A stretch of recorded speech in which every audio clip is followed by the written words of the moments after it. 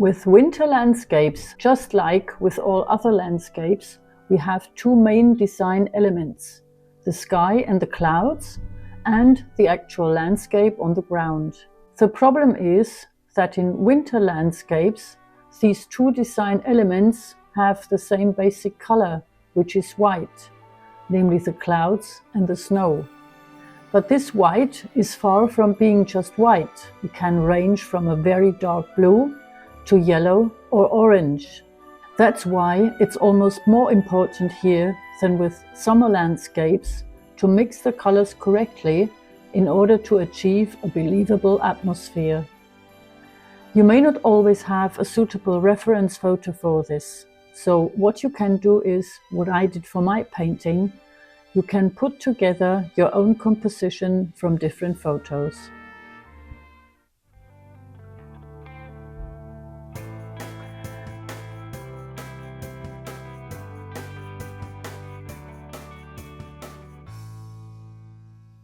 Hello, nice to have you back at Art for Everybody.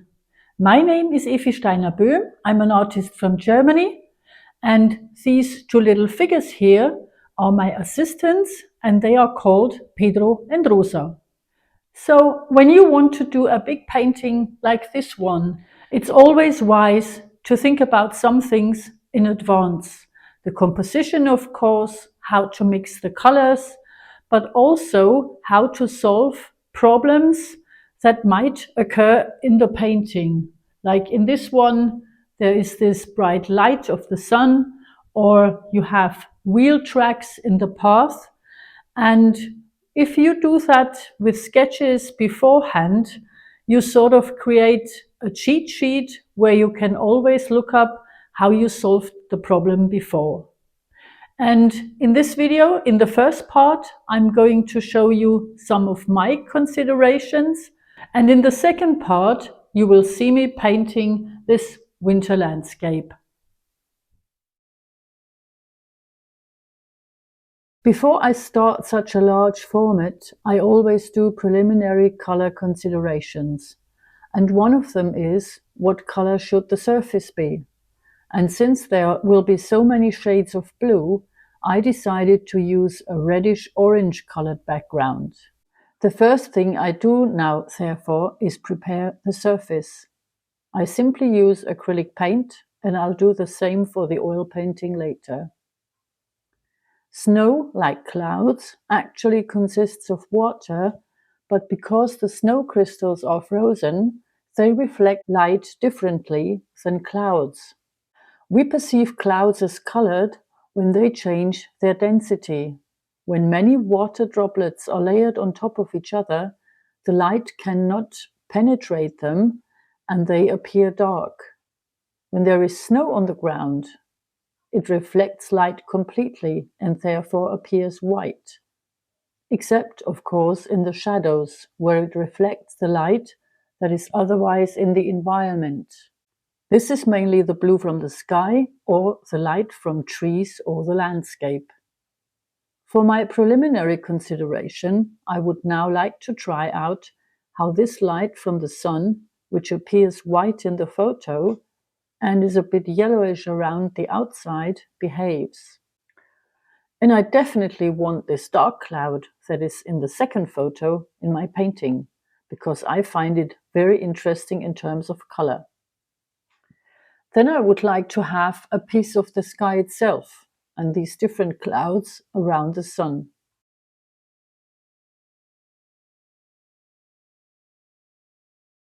On the horizon, I'm just going to make a dark forest in the background. Then I let this group of bushes emerge and think about how I can paint the light that is reflected on the illuminated surface. The path, of course, is also interesting. I have to think about how to design it so that you feel like there are tire tracks. It is very helpful when painting such a complex painting to try it out beforehand. I'm going to do the whole thing with acrylic paints now, but I'll have the same colors on the palette later when I paint with oils. I actually always start with the lightest part because when painting in oils, the white smudges so easily. That's why I do everything that needs to remain white at the beginning if possible. We have a very slight orange tone around the sun. I mix it from cadmium yellow and this cooler red. Mine is called crimson, but you can also use magenta. Now I just put the first layer of paint on it, but with acrylic paints, just like with oils, you have to paint over it again later. But the advantage of layering is that you get a much more interesting color effect.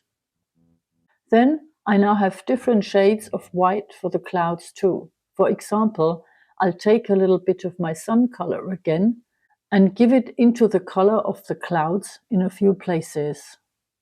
Then I simply mix different shades of gray from ultramarine blue, burnt sienna or phthalo blue or cyan blue, and always mix in a little bit of my sun color so that the color is repeated everywhere.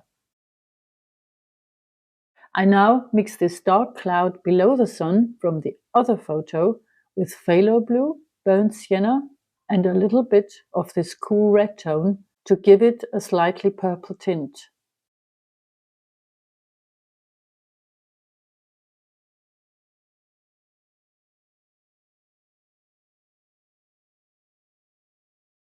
Under this cloud, the horizon seems almost white. Because this large cloud is in the way, the light that comes through appears very bright. For the sky, you see, I use the cyan blue because I think it looks very cool in the morning sun. It also usually gets a little brighter towards the horizon, and it also gets a little brighter towards the sun. In terms of paint application, it is also much smoother than the clouds, and these different brush strokes also give them even more volume. So now I can apply the second layer, and you can immediately see that the light is reflected even more on the surface. This means that the sun now appears whiter than my clouds. And I blend the colors here very irregularly because when you look at the sun, you never see it clearly defined because you are blinded by the light. For the distant chain of hills at the back, I'm going to use the phthalo blue that I already had here. The color is also reflected in this lowest cloud. And now I'm actually just mixing this with the rest that I have left over from the cloud so that it stays relatively dark. And because it's so far away, I just indicate with lines or circles that there might be some trees or bushes back there. There is no need to elaborate on this. And here, the good thing is that the warm underground shimmers through everywhere and thus makes the cool colors come alive. Next is this snowfield that lies in front of the forest and is still in the shade. For this, I need different shades of blue. On the one hand, of course, all the ones we already have in the sky. A bit of ultramarine blue, a bit of cyan blue, but also what's in the forest, so that we get a sort of dirty blue.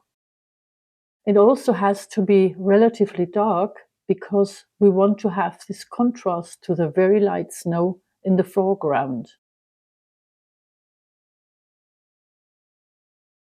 And now comes the interesting part.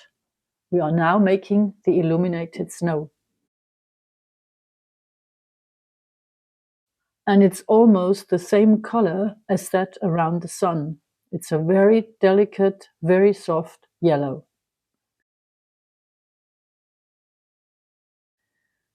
Now we also have a shadow within this illuminated snowfield, and this shadow has to be quite a bit warmer than the shadow in the background. For these shadows in illuminated areas, I always use the ultramarine blue and maybe a little bit of the cool red so that I get a very light violet tone. I think it looks really frosty and cool. Of course, the same applies here as usual. In this warm blue, I also need a bit of the colors that I use in the rest of the painting to get a good color harmony. That's why I'm simply adding color from my forest. Of course, this also corresponds to reality, because in the shadows, everything that is somehow present in the environment is reflected. I can now use this dark snow color for this hill from which this tree then grows in front of the sun. It's just a repetition of what we have already done. Of course, you can make a sketch much more detailed, but it doesn't necessarily have to be. Now I can indicate these molehills on the side of the path, or I can simply put a layer of white over it so that the yellow will still shine through and it will appear to us like illuminated snow.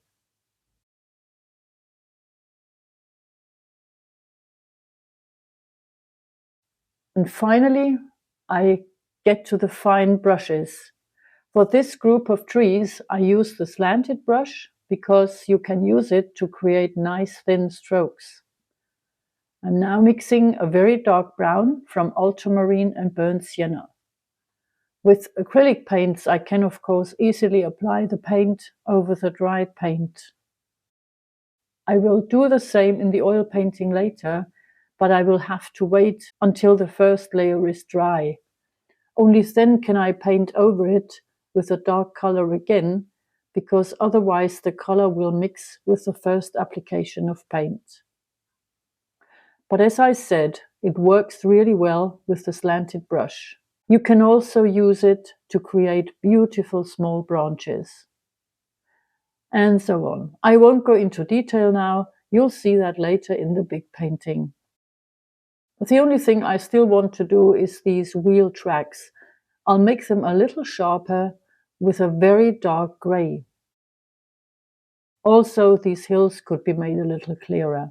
On the path, there are always very deep tracks on the left and right, and in the middle we have a light shadow and soft snow. Another thing I do in preparation is a little sketch. The one I'm showing you here is a format of 18 to 24 centimeters.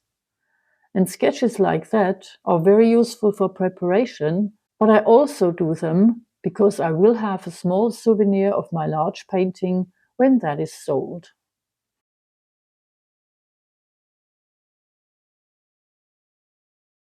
And now you're going to see the painting process of the oil painting from start to finish.